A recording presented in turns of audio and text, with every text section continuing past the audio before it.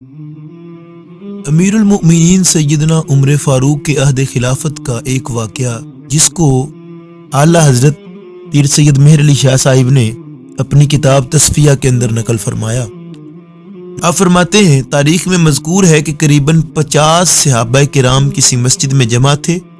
ادھر ادھر کی باتوں میں ان میں سے کسی نے کہہ دیا کہ اس شخص یعنی حضرت عمر فاروق کے زہد و اتقاء نے ناک میں دم کر رکھا ہے، نہ کچھ کھاتا ہے نہ پیتا ہے۔ خدا نے اپنے فضل و کرم سے بلاد مشرق و مغرب عرب و عجم اس کے ہاتھوں سے فتح کروا دیے ہیں۔ دور دور سے بادشاہوں کے سفیر اس کے پاس آتے ہیں، مگر اس کا لباس دیکھو، وہی موٹا کپڑا جس میں چمڑے کے پیوند لگے ہوتے ہیں۔ اس طرح سلطنت اسلام کی عظمت پہ حرف آتا ہے۔ اللہ اکبر۔ ان صحابہ کے اصرار پر جناب عائشہ صدیقہ اور جناب حفصہ رضی اللہ تعالیٰ عنہما نے جناب فاروق اعظم سے گفتگو کرنے کی اجازت چاہی تاکہ ان سے اس موضوع پر گفتگو کر سکیں۔ اب ان کے درمیان جو گفتگو ہوئی وہ یہ ہے، جناب فاروق اعظم نے ام المومنین حضرت سید عائشہ صدیقہ سے فرمائیے کیا ارشاد ہے؟ آپ عرض کرتی ہیں، آپ جانتے ہیں کہ رسول اللہ صلی اللہ علیہ وآلہ وسلم اور صدیق اکبر رضی اللہ تعالیٰ عنہ دنیا کو چھوڑ گئے اور جنت میں اپنے رب کے پاس ہیں۔ ان دونوں نے نہ تو کبھی دنیا کی پرواہ کی اور نہ دنیا کبھی ان کے پاس پھٹکی۔ اب ان کی جگہ آپ ہمارے نگران اور محافظ ہیں۔ خدا نے آپ کے ہاتھوں سے کیسر و کسریٰ کے ملک فتح کرائے، ان کے سارے خزانے اور سلطنتیں آپ کے ماتحت ہیں۔ امید ہے اللہ تعالیٰ اس میں دن دگنی رات چگنی ترقی دے گا۔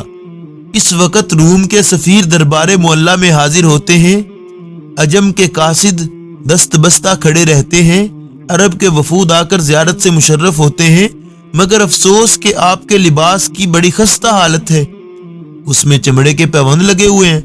آپ اگر عمدہ لباس زیب تن فرماتے تو آپ کی بڑی ہیبت اور عظمت ہوتی۔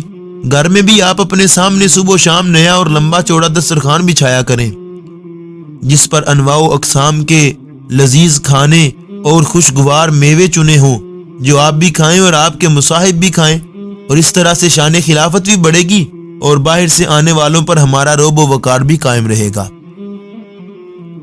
سیدنا فاروق اعظم خاموشی کے ساتھ ساری بات سنتے رہے۔ جب انہوں نے بات مکمل کر لی تو آپ نے ارشاد فرمایا، اے عائشہ صدیقہ، تمہیں قسم ہے خدائے ذوالجلال کی، مجھے بتاؤ کہ حبیب رب العالمین جناب سید المرسلین صلی اللہ علیہ وآلہ وسلم نے کبھی 10 دن لگاتار گندم تو کجا جو کی سوکھی روٹی پیٹ بھر کر کھائی تھی؟ 10 دن تو بہت زیادہ ہیں، مجھے صرف 3 دن متواتر کا ہی پتہ بتا دو، اسے بھی جانے دو۔ کیا تم مجھے ان کے ایک صبح و شام بھی سیر ہو کر کھانے کی اطلاع دے سکتی ہو؟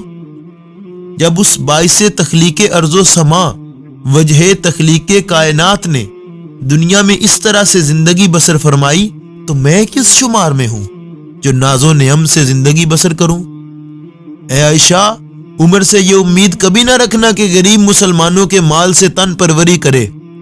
اے عائشہ صدیقہ، کیا تم نے یہ بھی دیکھا کہ ہمارے حضور نے زمین سے ایک بالشت بھی اونچا رکھ کے کبھی کھانا تناول نہیں فرمایا تھا؟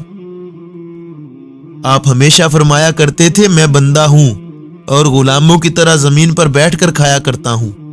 کیا تمہیں یاد نہیں تمہارے باپ صدیق اکبر رضی اللہ تعالیٰ عنہ نے تمہاری ماں کو بیت المال میں سے صرف 4 پیسوں کی فرمائشی مٹھائی منگوا کر نہیں دی تھی، اور جب تمہاری ماں نے اپنے روزینہ میں سے منگوا لی تو اتنا ہی ان کا روزینہ کم کر دیا؟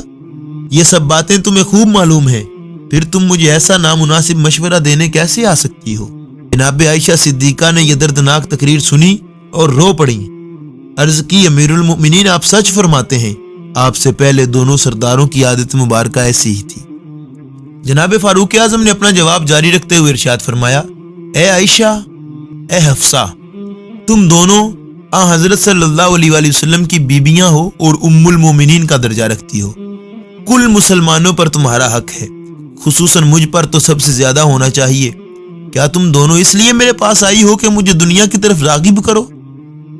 تم جانتی ہو کہ جناب رسول کریم صلی اللہ علیہ وآلہ وسلم موٹے کپڑے اور صوف کا جبہ پہنا کرتے تھے، جس سے اکثر حضور کا تن مبارک چھل جاتا تھا۔ آپ مدتوں اپنی ابا پر آرام فرمایا کرتے تھے۔ اے عائشہ، میں نے تمہارے گھر میں ٹاٹ اور بوریے کے سوا کبھی کوئی فرش یا پلنگ اور مسہری نہیں دیکھی۔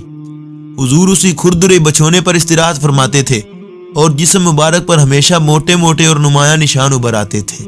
ہاں اے بیٹی حفصہ، کیا تو نے ایک دفعہ مجھ سے بیان نہیں کیا تھا کہ میں نے ایک رات ٹاٹ کی 2 تہیں کر کے حضور کے نیچے بچھا دی؟ اس طرح کچھ نرم اور گدگدہ فرش ملنے پر آپ کو آرام کے باعث گہری نیند آ گئی اور آپ کی آنکھ اس وقت کھلی جس وقت بلال نے صبح کی نماز کی اذان دی۔ حضور نے برہم ہو کر فرمایا، اے حفصہ، تو نے بڑا غضب کیا جو ایسا نرم بچھونا میرے نیچے بچھا دیا کہ صبح ہونے کو آئی اور میری آنکھ نہ کھلی۔ آئندہ ایسے کم بخت بچھونے پر مجھے کبھی نہ سلانا۔ دنیا سے مجھے کیا تعلق؟ وہ میرے حصے میں نہیں آئی، نہ میں دنیا کے لیے پیدا کیا گیا ہوں۔ میری پیاری حفصہ، کیا تمہیں نہیں معلوم کہ رسول اللہ مغفور تھے، یعنی کہ وہ پہلے کے ہی بخشے ہوئے تھے؟ اس پر بھی سدا آپ نے اپنے آپ کو بھوکا ہی رکھا، رکوع پر رکوع اور سجدے پہ سجدہ کیا کرتے تھے، ساری عمر روتے روتے اور گڑ گڑاتے گزار دی۔